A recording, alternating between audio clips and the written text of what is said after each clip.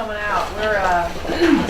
We're finally off of a 5-game, 11-day stretch, and it's taken a toll a little bit. We've had some different travels. We played 3 of the top teams in our conference, and we competed. You know, as Daniel mentioned last night, we had a tremendous effort, and you know, we just needed a couple of plays down the stretch, a couple better execution opportunities. We had a couple empty possessions, and a little bit of a struggle guarding their preseason all-conference player of the year. But I cannot fault our effort at all and the energy that we brought.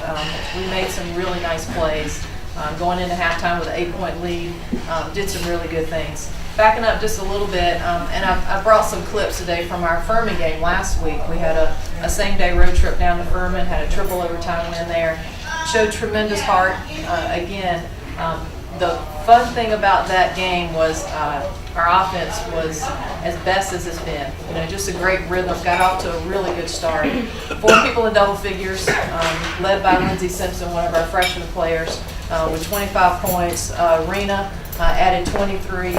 And just an outstanding performance, got off to a really good start, and just quite honestly gutted it out in overtime and made some really big plays. So proud of a lot of things that we're doing and making some nice improvements across the board. Going back to last night, anyone that follows SoCon women's basketball knows what a great team Davidson is. Not only their post player, but Lori Murray, their shooter. She's also a first-team All-SoCon, and we battled. We really battled. Probably led by the biggest heart of all, Janae McKinney, and just came out with a tremendous effort, made some really big plays, made a tremendous 3-point play against the big girl inside, got an and one, and really just sparked our energy and excitement across the board. But, you know, we're finding a bit of a rhythm offensively. Rena and Lindsey now are both leading us in scoring and doing some really good things offensively. Rena is being much more aggressive. She's reading things. She's finding a little bit of patience with what she's doing, taking care of the ball much better. And Lindsey is just getting much more comfortable every single day, reading her screens better. Got to start getting a little more comfortable with the physicality of things a little bit, coming off screens and handling the ball. But she's really finding a great rhythm. So we got some really good positives that are happening. Alex Abraham inside is just being really solid for us. She had 10 points against Charleston the other night, just very solid mid-range.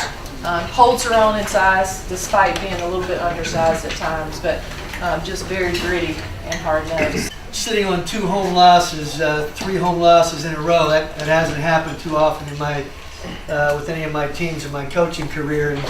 And be very honest, it's not a whole lot of fun. It's a little disappointing and frustrating, to say the least.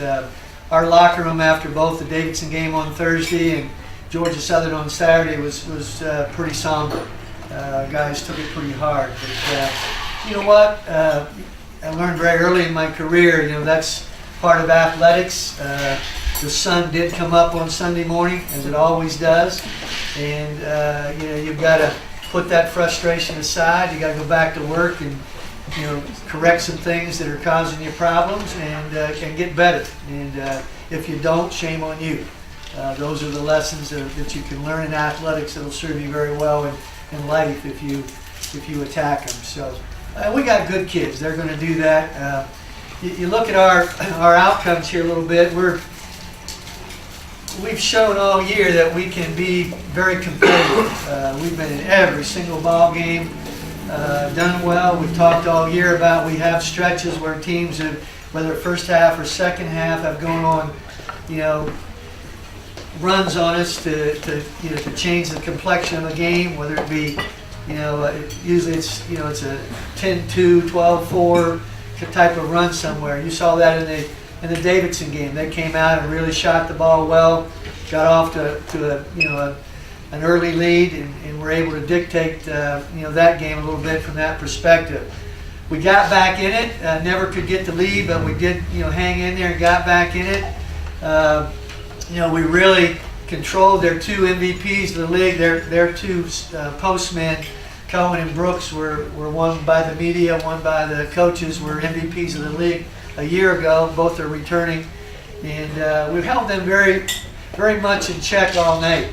Their third leading scorer, Sarapovich, even go down to Kuhlman, their fourth leading scorer, did a pretty good job. And then, they have Nick Cochran goes off on a career night in the second half especially, and he ends up with 32. And I thought was just terrific at hitting big jumper after big jumper. And some of that we probably should have guarded him a little bit better, but give him some credit too for making some big baskets. Then we fast forward to Georgia Southern, and Baskerville, their postman, is 0 for 1. Is it his career or for the season? Might be his career. Yeah, for the season for sure, on 3-point baskets. He jumps up and has 3 threes in the first half, 13 points. Kind of the X factor in the game.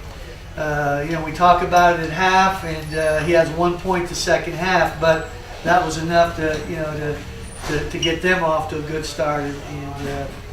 But relating to our own team, we, anytime a game comes down, and I know our ladies had it last night, you get the game down to a 2-3 minute game. We're always talk to our team about, when it gets under 10, you want to be within striking distance, or you want to be in control of the game. When it gets under 5, you really need to be playing with the lead. And when you play with the lead in those situations, you can kind of dictate how the pace of the game goes and kind of the outcome, especially if you can get to a situation where they have to foul. And we had both of those ball games under the 2-minute mark, either a whether it was tied up, a 1-point game or a 2-point ball game, both Thursday and Saturday. When you're in that situation, you got to come up and make plays. You got to hit some shots. You got to make your free throws, which we didn't do in the Georgia Southern game. And you got to get some stops. And that's something that we're just not doing with any consistency in the guts of the game. And being at home, that's really difficult. You take our two, we actually have played much better on the road, much more consistency on the road. You take our kind of convincing wins at Chattanooga and the Citadel, but those games didn't come down to an either-or situation at the end of the game. We had comfortable leads in both of those games. You take our Greensboro game that we won here. That was a game that we had in control. Instead of winning by double digits, it becomes close at the end. So again, I don't think we really did the things we needed to do at the end of the game to, that should have been an easy win at the end. Instead, it goes right down to the wire. So we got some things to work on. So we got to get back to defending our home court.